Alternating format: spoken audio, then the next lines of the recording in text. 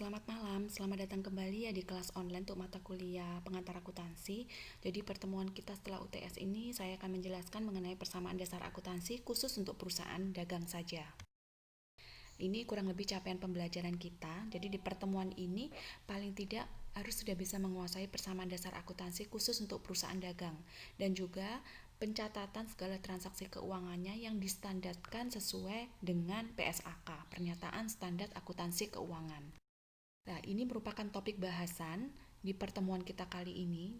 Jadi, pengenalan pertama kali mengenai perusahaan dagang itu seperti apa, kemudian jenis-jenisnya bagaimana, kemudian siklus akuntansi yang terkait dengan siklus operasi perusahaan dagang itu seperti apa gitu ya, dan juga persamaan dasar akuntansi untuk perusahaan dagang. Meskipun hal ini tidak wajib, tetapi karena harus menyeragamkan dengan perusahaan jasa, makanya persamaan dasar akuntansi akan kita pelajari di perusahaan dagang juga. Meskipun persamaan dasar akuntansi itu lebih cocok untuk transaksi-transaksi yang relatif sederhana seperti ini gitu ya. Tapi kalau sudah rumit transaksinya, persamaan dasar akuntansi akan mengalami kesulitan dalam penerapannya. Kemudian karena persamaan dasar akuntansi itu juga bisa dijadikan dasar dalam pembuatan laporan keuangan, makanya nanti akan dijelaskan mengenai bagaimana caranya membuat laporan keuangan dari persamaan dasar akuntansi yang sudah diterapkan di perusahaan dagang ini. Nanti kita akan lihat seperti apa bentuknya. Nah, pertama mengenai pengertian dan juga jenis-jenis perusahaan dagang terlebih dahulu yang akan saya ulas. Jadi di sini ada pengertian dan juga jenis-jenis perusahaan dagang ya. Jadi perusahaan itu merupakan suatu entitas bisnis.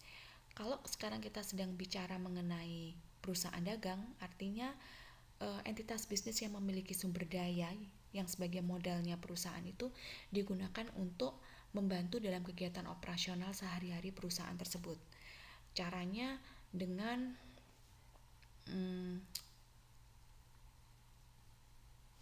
menggabungkan jadi satu sumber daya yang ada untuk kegiatan transaksi sehari-harinya. Jadi perusahaan dagang itu memiliki kegiatan utama adalah membeli barang dagangannya dari produsennya ya, ataupun dari pedagang yang lain, kemudian menjualnya kepada konsumen ataupun bahkan produsen ataupun konsumennya yang statusnya sebagai perusahaan manufaktur.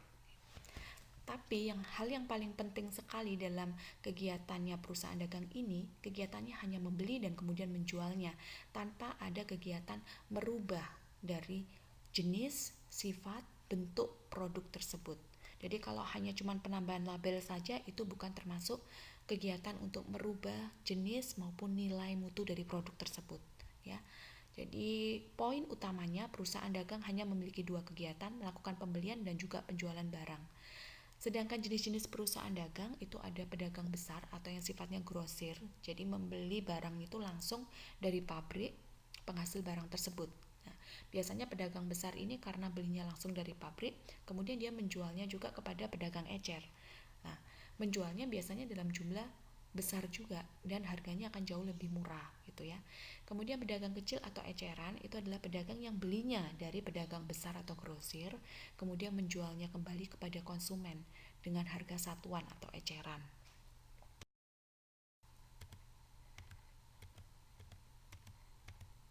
Nah, di sini adalah karakteristik dari perusahaan dagang.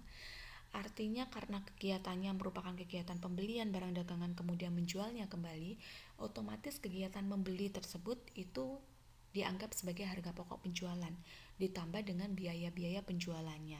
Sehingga untuk mendapatkan laba harus ada selisih dari harga jual dengan harga pokok penjualan dan biaya penjualan. Disitulah selisihnya itu merupakan markup ataupun laba yang diterima oleh si penjual.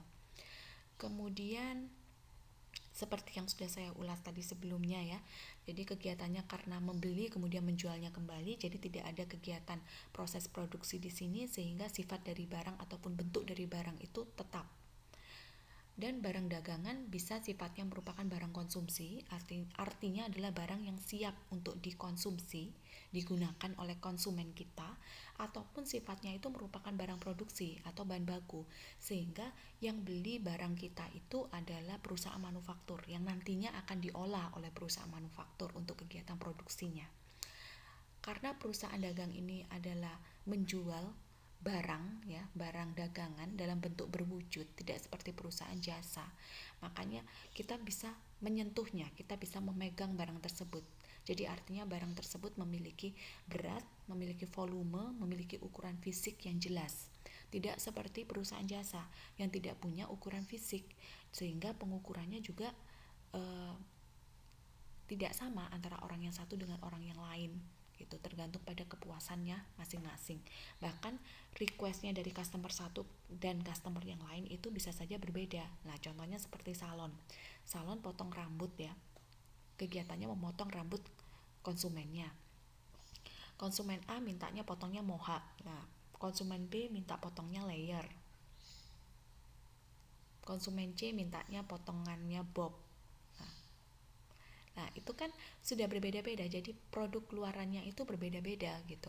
Tapi kalau penjualan barang dagangan bisa jadi berbeda-beda menurut jenisnya barang yang dijual, tetapi customer tidak bisa menentukannya gitu.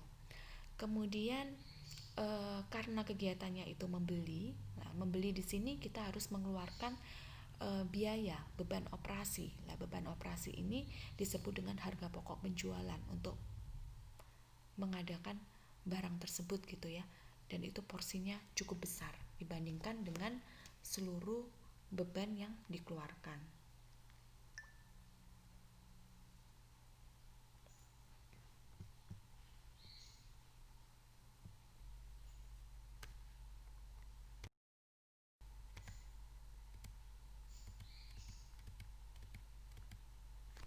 Nah, disinilah ini merupakan gambaran mengenai siklus operasi perusahaan dagang, yang mana kita akan mulai dari persediaan barang dagangan. Jadi persediaan barang dagangan yang sudah kita beli dari produsen kita misalnya ya, itu akan dilakukan penjualan persediaan kepada konsumen kita. Jadi barang dikirim, kemudian di situ terjadi penjualan kredit ya biasanya, sehingga muncullah piutang usaha. Kita melakukan penagihan kepada customer kita, tagihan dikirimkan, kemudian kita akan menerima kas. Nah, kas tersebut dijadikan sebagai dasar untuk membeli persediaan barang kembali kepada kepada produsen kita, sehingga barang kita terima dan menjadi persediaan barang dagangan yang kita simpan di gudang. Nah, begitulah siklus operasi perusahaan dagang seperti ini. Ini akan terus seperti ini ya. Nah, ini merupakan perbedaan antara perusahaan dagang dan juga perusahaan jasa yang sudah pernah kita bahas sebelumnya. Jadi didasarkan pada wujud barangnya, perusahaan jasa itu wujudnya non fisik, jadi kita nggak bisa menyentuhnya. Jadi indikator itu baik atau buruk itu adalah tergantung dari kepuasan customer kita. Customer bilangnya baik, ya itu baik. Customer bilangnya buruk, ya ternyata kita harus melakukan upgrade lagi untuk jasa kita gitu ya. Kemudian perusahaan dagang itu wujudnya fisik, jadi artinya ada volumenya, ada bentuk fisiknya yang bisa kita sentuh gitu, bisa kita lihat dengan mata. Sedangkan akun dalam laporan keuangan, jadi perusahaan jasa itu tidak terdapat akun persediaan barang dagangan, karena yang kita jual adalah barang tidak berwujud, jadi tidak bisa diukur ya. Jadi akun persediaan barang dagangan itu tidak muncul di neraca.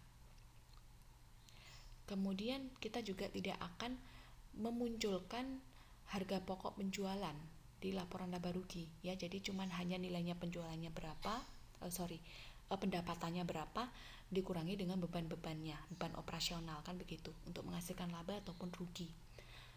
Sedangkan di perusahaan dagang itu akan muncul akun persediaan barang dagangan di neraca nantinya dan merupakan kelompoknya aset. Nah, karena sebagian modal kita itu kita wujudkan dalam bentuk persediaan barang dagangan, sehingga harus kita maintain dengan baik gitu ya. Sehingga untuk memperoleh barang dagangan tersebut kita harus mengeluarkan beban operasi yang cukup besar, sehingga dianggap sebagai beban operasional, yaitu apa? Untuk memperoleh barang dagangan tersebut, yaitu harga pokok penjualan, dan itu termasuk beban dan dilaporkan pada periode yang bersangkutan dan dicatat di laporan laba rugi. Bentuk dari siklus operasinya kalau perusahaan jasa seperti ini ya. Hasil dari pekerjaan ya, kita memberikan, jadi barang tidak berwujud yang dihasilkan dari perusahaan jasa itu akan ditransfer seiring dengan kegiatan pentransferannya. Jadi kegiatan kegiatan produksinya begitu ya.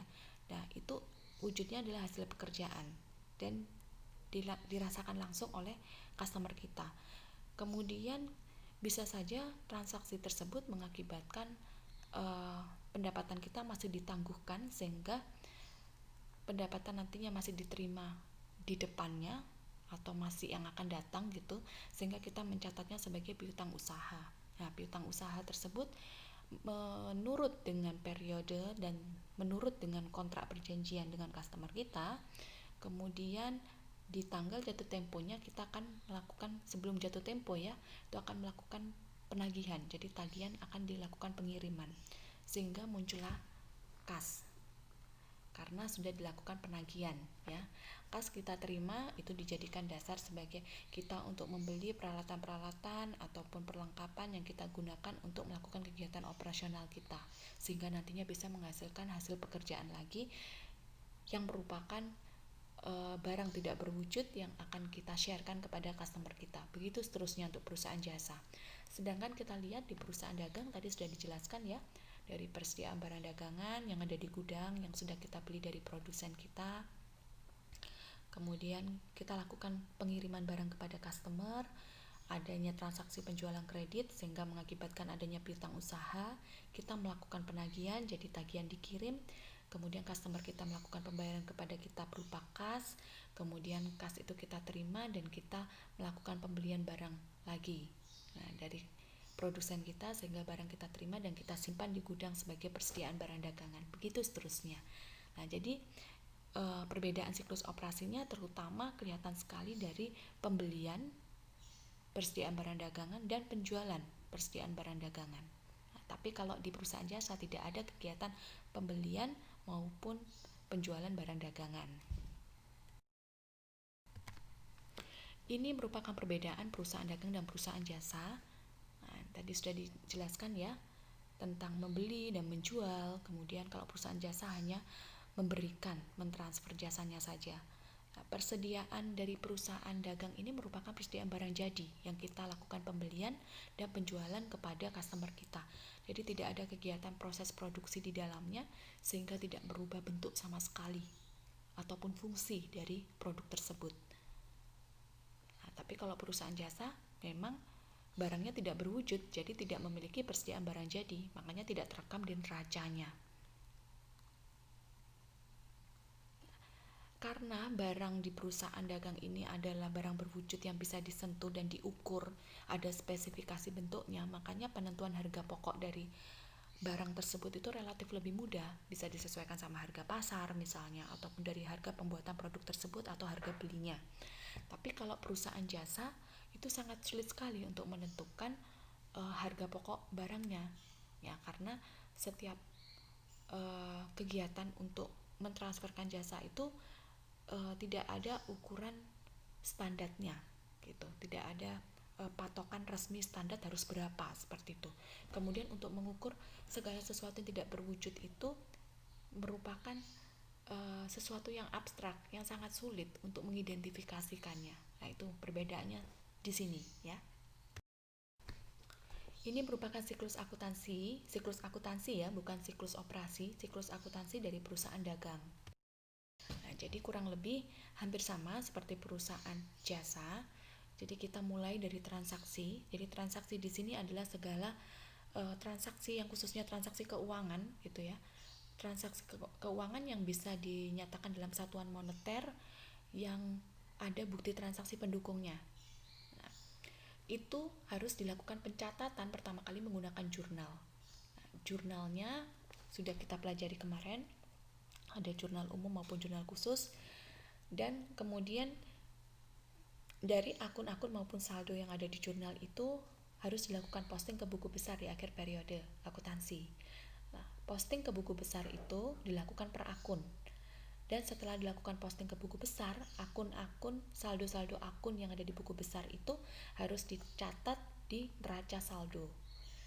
Dan neraca saldo ini dalam pembuatan laporan keuangan otomatis akan dibantu oleh neraca lajur ya, atau worksheet gitu.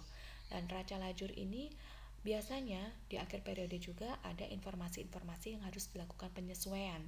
Nah, kita tetap menggunakan jurnal penyesuaian seperti yang di perusahaan jasa. Nah, jurnal penyesuaian ini kemudian atas dasar data di neraca saldo itu harus dilakukan penyesuaian, ya, sehingga hasilnya adalah muncul di neraca saldo setelah penyesuaian.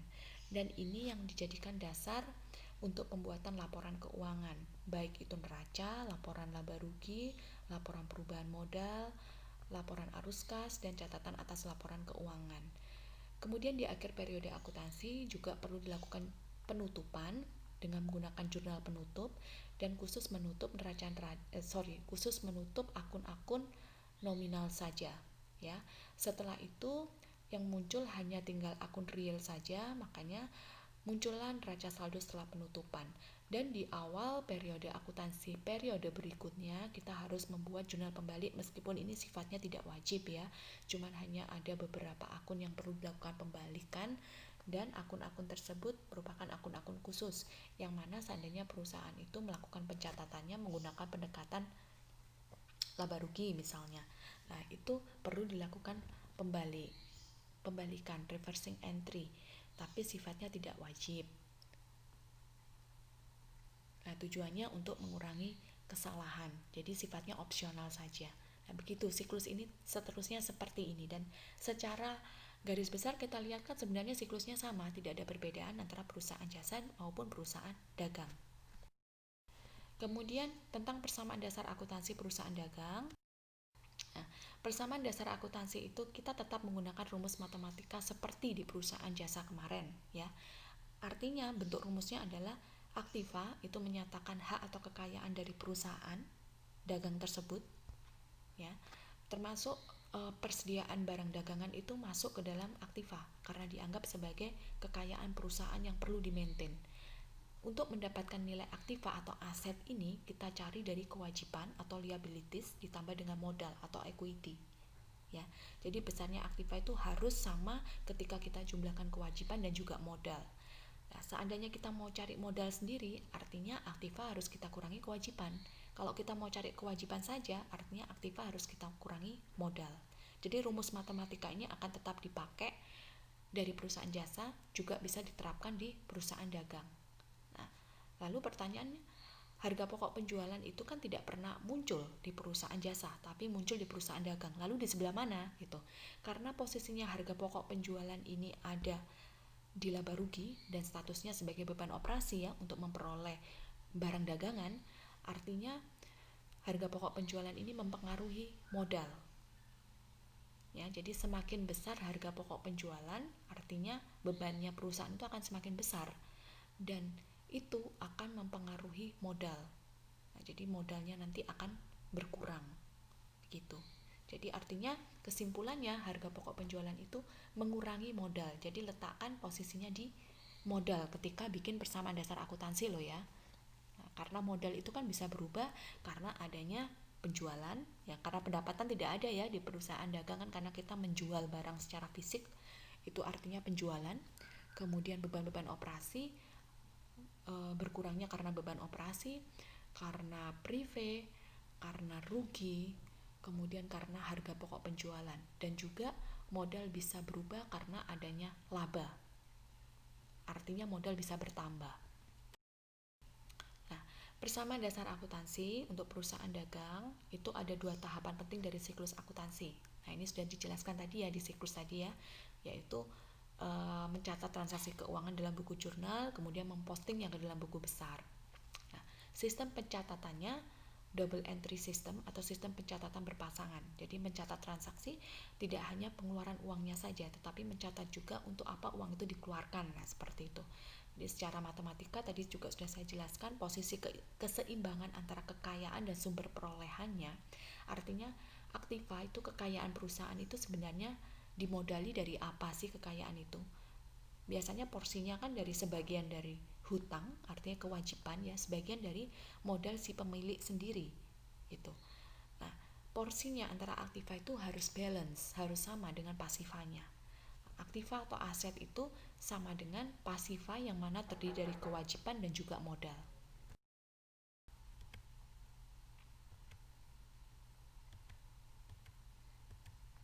Nah, Ini adalah rekening-rekening yang tidak kalian temukan di dalam perusahaan jasa,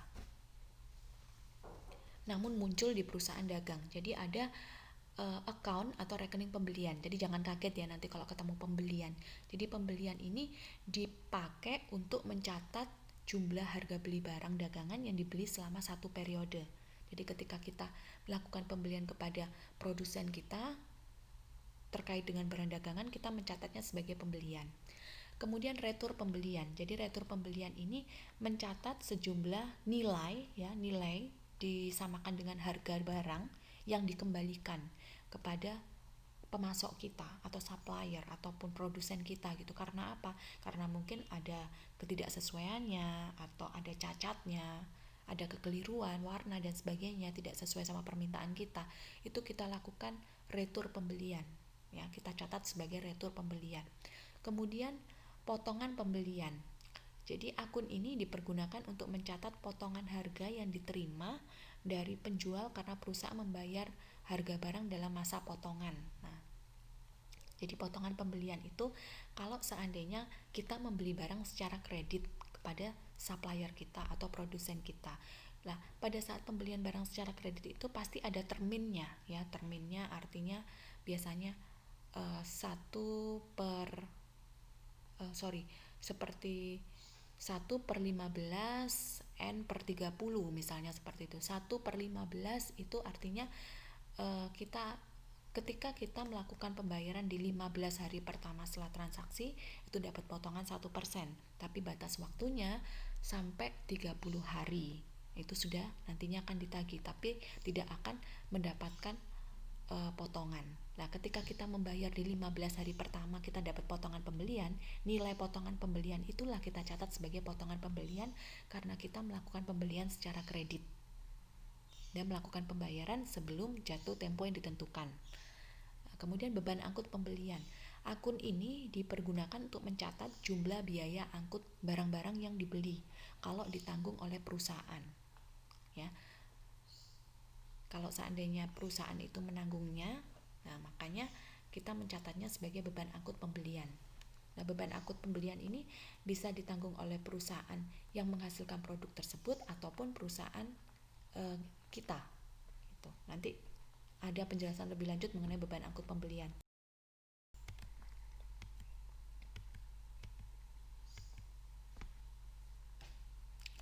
Kemudian terkait dengan penjualan, karena kegiatannya cuma membeli dan menjual ya, jadi muncullah akun penjualan. Jadi tujuannya ini untuk menggantikan akun pendapatan kalau di perusahaan jasa. Nah, pokoknya segala transaksi penjualan barang dagangan terkait kepada customer, nah, itu dicatat sebagai penjualan. Kemudian retur penjualan juga pasti bisa muncul dan akan dicatat apabila ada transaksi penjualan barang kepada customer, kemudian customer tersebut melakukan pengembalian kepada kita. Jadi pengembalian itu bisa keseluruhan ataupun sebagian, disamaratakan dengan nilai dari harga barang yang dikembalikan tersebut. Itu dicatat di retur penjualan. Kemudian potongan penjualan. Potongan penjualan ini terkait dengan potongan penjualan secara kredit ya, itu kita catat sebagai potongan penjualan.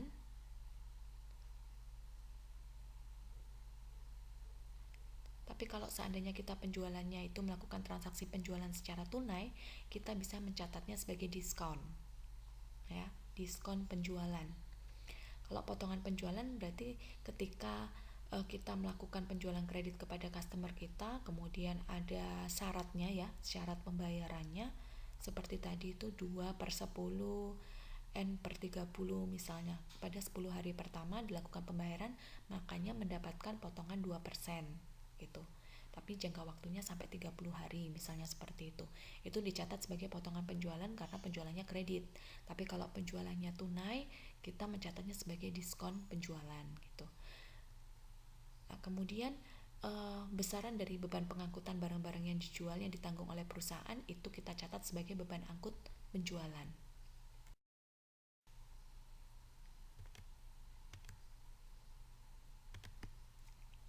Nah, Ini rekening-rekening dalam perusahaan dagang ya. Nanti ada utang dagang juga pasti muncul karena terkait dengan pembelian barang dagangan secara kredit ya. Sedangkan piutang dagang ini juga pastinya akan muncul karena ada keterkaitan dengan penjualan barang dagangan secara kredit. Lalu bagaimana tentang pembuatan laporan keuangan dari data di persamaan dasar akuntansi perusahaan dagang? Nah, seperti ini.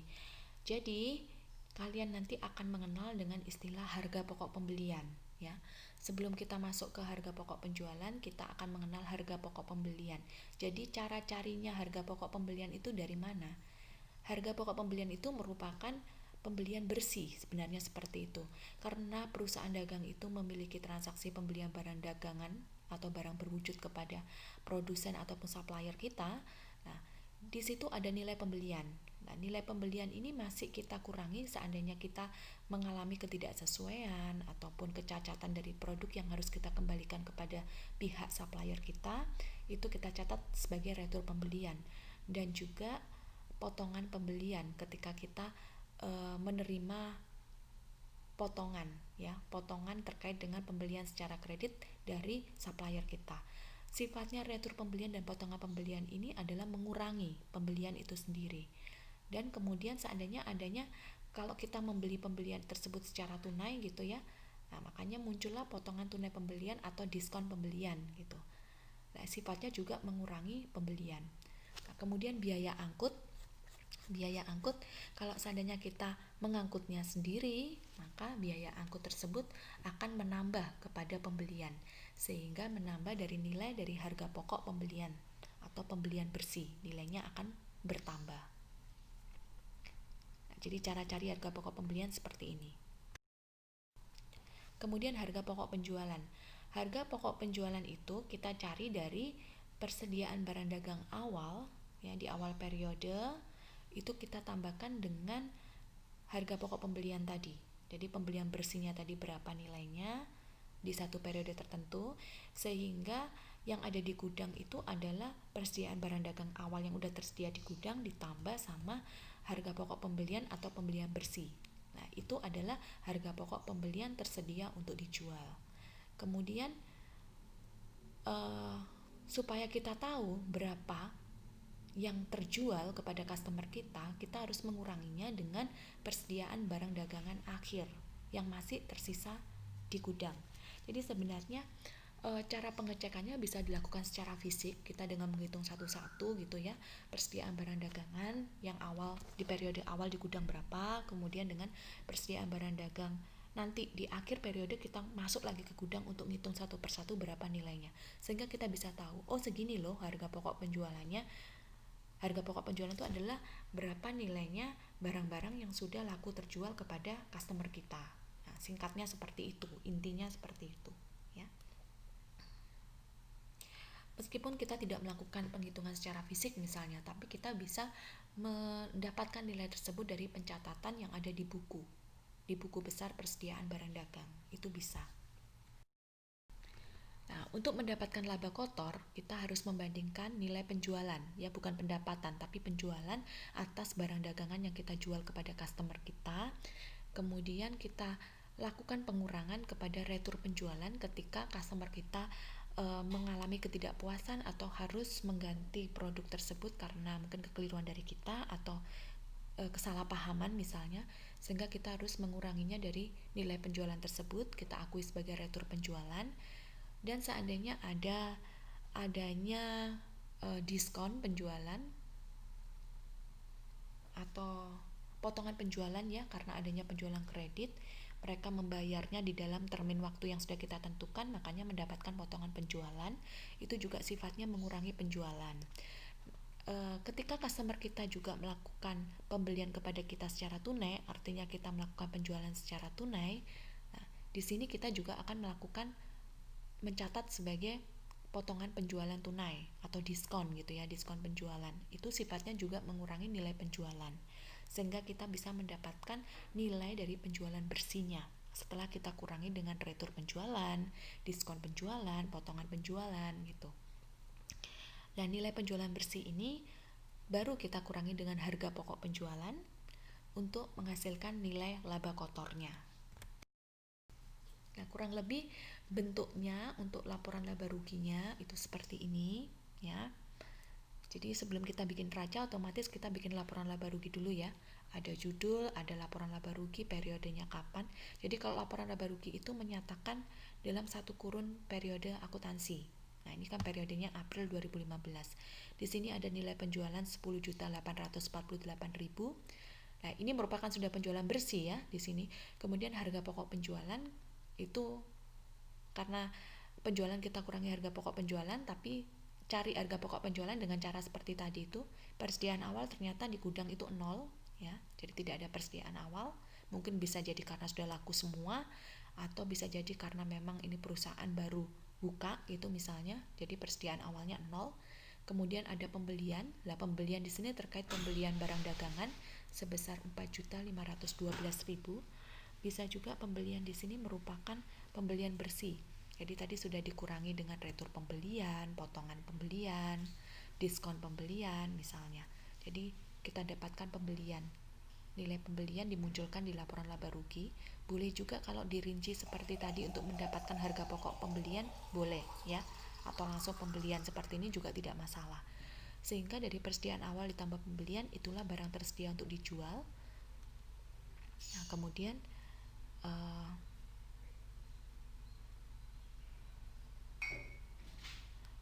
baru kita kurangi dengan persediaan akhir ya, persediaan barang jadi akhir ya, persediaan barang dagangan akhir sebesar 1.261.000, sehingga kita dapatkan berapa yang kita lakukan penjualan kepada customer kita sebesar 3.251.000. Sehingga laba kotor penjualannya adalah perbandingan antara penjualan dengan harga pokok penjualan, yaitu sebesar 7.597.000. Barulah kita kurangi dengan beban-beban usaha. Jadi beban usaha ini terkait dengan kegiatan operasional maupun non operasional yang harus dikeluarkan oleh perusahaan dagang Kardoyo ya. Jadi mengenai beban sewa, beban gaji, beban perlengkapan toko, beban penyusutan peralatan toko, nah itu semua merupakan total bebannya sebesar 4.999.000. Sehingga dihasilkan laba bersihnya untuk bulan April saja tahun 2015 adalah sebesar 2.598.000. Kemudian selanjutnya setelah bikin laporan laba rugi, kita buat laporan perubahan modal. Nah, laporan perubahan modal juga menyatakan dalam satu kurun periode akuntansi. Jadi modal per 1 Aprilnya berapa ya? Kebetulan di sini nilainya 27.442.000. Kemudian laba bersihnya yang sudah tadi kita hitung di laporan laba rugi ya, kan berarti menambah ke modal ya, sebesar 2.598.000. Kegiatan privé pemilik tidak ada. Nah, tapi kalau seandainya malah rugi harus kita kurangi gitu ya, tapi karena ini tidak ada, jadi ya sudah kita langsung tambahkan. Artinya dengan adanya laba itu malah menambah modal kan gitu ya. Sehingga modal per 30 April 2015-nya adalah 30.040.000. Setelah bikin laporan perubahan modal, kita buat neraca. Nah, neraca di sini, nah ini seharusnya menyatakan nilai kekayaan maupun hutang dan modal atau nilai kekayaan perusahaan di periode tertentu, di pertanggal tertentu, seharusnya seperti itu. Jadi ini karena bentuknya T-account, jadi aktivanya itu kita bisa lihat di sisi kiri, kemudian antara kewajiban dan juga modal di sisi kanan pasifanya gitu ya. Jadi aktiva lancar ada kas, piutang, perlengkapan toko. Nah, ini persediaan barang dagangan muncul di neraca sebesar 1.261.000, sehingga total aktiva lancarnya 29.031.000. Nah, persediaan barang dagangan di sini ini merupakan persediaan barang dagangan akhir yang tadi sudah kita lakukan pencatatan juga di laporan laba rugi ya. Aktiva tetap terdiri dari peralatan toko, hanya peralatan toko saja, sehingga total aktivanya 32.152.000. Nah, kemudian hutang lancar 2.112.000. Modal Kardoyonya ini sudah kita sesuaikan dengan laporan perubahan modal, yaitu sebesar 30.040.000. Sehingga total hutang dan juga modalnya adalah 32.152.000. Artinya balance ya antara aktivanya dan juga pasifanya. Berarti udah betul. ini ada latihan soal atau kasus. Jadi nanti saya akan masukkan ke e-learning ya. Kalian bisa mencoba untuk mengerjakannya di sana. Silakan dikerjakan. Jadi kurang lebih seperti ini. Jadi nanti tidak usah bingung latihan soalnya slide-nya terlalu cepat atau sebagainya, tidak bisa merekam. Nah, tidak apa-apa, nanti akan saya sharekan. Ya, jadi jangan khawatir, latihan soal ini di slide ini tentang latihan soal ya, kasusnya kurang lebih seperti ini untuk bikin persamaan dasar akuntansi, tapi nanti juga akan saya sharekan di e-learning. Jadi nanti kalian bisa lihat ya. Kalian bisa, nah, ini transaksinya seperti ini, transaksi keuangannya. Jadi nanti diminta untuk bikin persamaan dasar akuntansi, kemudian membikinnya hingga ke laporan keuangan. Ya, laporan keuangannya cukup bikin laporan laba rugi, laporan perubahan modal maupun neraca. Jadi tadi untuk menghasilkan laporan keuangan tadi itu otomatis kalian harus bikin dulu persamaan dasar akuntansi. Nah, jadi dari setiap akun-akun yang ada itu kan ada kas, ada persediaan, ada perlengkapan, itu bisa dijadikan dasar dalam pembuatan laporan keuangannya. Jadi diambil nilai totalnya di persamaan dasar akuntansi. Sama seperti kalian sudah menerapkannya di perusahaan jasa. Cuman hanya ketambahan akun-akun baru seperti penjualan, kemudian pembelian, retur gitu ya. Jadi khusus untuk penjualan otomatis nanti akan menambah ke modal. Kemudian untuk yang retur penjualan, diskon penjualan, potongan penjualan, itu semua akan mengurangi modal. Nah, kemudian untuk pembelian nanti juga akan mengurangi modal. Kemudian retur pembelian, diskon pembelian, potongan pembelian itu nanti akan menambah ke modal. Nah, gitu ya. Jadi harga pokok penjualan juga akan mengurangi modal. Nah, jadi seperti yang saya sebutkan ini, silakan diterapkan. Baiklah, persamaan dasar akuntansi khusus untuk perusahaan dagang sudah selesai saya bahas hari ini.